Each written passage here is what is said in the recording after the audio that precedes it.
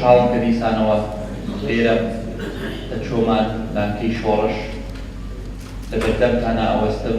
دوای سەردانەکەی قوبات تاڵەبانی جێگری سەرۆکی حکوومەتی هەرێمی کوردستان بۆ سنووری باڵەکایەتی هاوکات بەشێک لە داواکاری هاوڵاتیان بۆ جێبەجێکردنی چەندان پرۆژەی خزمەتگوزاری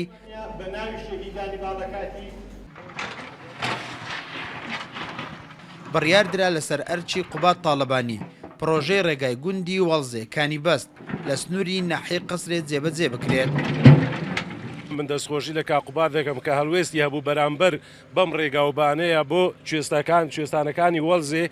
ئەمە ساڵانە هاتوچۆی مێشەوانیمان هەیە لێرەدا ڕێگایەکە زۆر ناخۆش بوو بە حکمیەوە و جادەیە ئێستا لە بواری جێبەجێکردن و چاکردنەوەدایە جێگای دەستخۆشیە لە کاقوبات تاڵەبانی. زۆر سوپاسی بەڕێز کاقوبات تاڵەبانیەکەین کە دوای سەردانەکەی بۆ باڵەکایەتی و دەڤەری قەسرێ هەڵچەند بە ئەنجامدانی ئەم پرۆژەیە کە ئەم پرۆژەیە بەڕاستی شوێنێکی زۆر استراتیژیە لە ڕوانگەی گەشت و گوزاری و کشتتوکاڵ و ئاودێری و ڕز و باغات.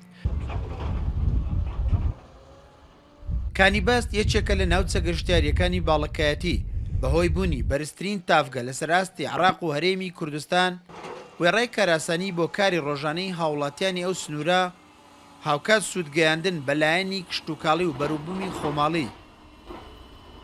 زۆر سوپاسی کاقوبات تاڵەبانیەکەینکەوە هەندکەندێک پارێ تەرخان کرد بۆ جادەن بۆ چاکەکرێ و زۆر سوپاسیەکەین خوا خێری بنوویسی. بەڵام ئەگەر بێت و ئەو کارە باشی نیشتیمانیشی بێتێ ئەوە هەرە بیتە جێیشی گەشتیاری و جێ شوێنێکی خۆشە و شوێنێکی بەبەرەکەتە شوێنێکی دڵگرە بەرزترین تافگە لێرانە هەیە کە پێ تافگەکانی بەست. ئێمە ئیش و کارمان لەسەر شتانانە دەسوورەت لە ڕووی کشتتوکاری بی چ لە ڕووی زراعی بی چ لە ڕووی مێشداری بی لە هەموو ڕۆژ ژیانمان لەسەر ئەو ئەرکانە ئەژینەمە. پێویستمان بە ڕێگەوبانی باشەیەگە حکومەت تێرین بەردەوامبی لەسەر ڕێگەوبانانە ئێمە دەستخۆشیان لێکەین. دوای 27 ساڵ داواکاری هاوڵاتیان بۆ چاکردنی ئەو ڕێگایە کە درێژەکەی تەنها 4 کیلۆمەترە لە ئێستادا لەسەر ئەرچی قوبات تاڵەبانی ئەو ڕێگایە فراوان و چاک دەکرێت. ئەو هەنگاوش بۆتە جێگای دڵخۆشی و شادومانی دانیشتوانەکەی کە چەندان ساڵە خراپی ئەو ڕێگایە کێشە و گرفتی زۆری بۆ دروست کردبوون.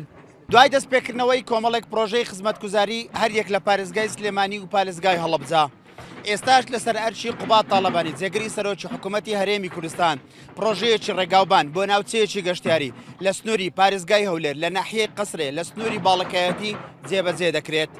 ئیسماعیل عوسمان، کورسات نیوز، باڵەکایەتی.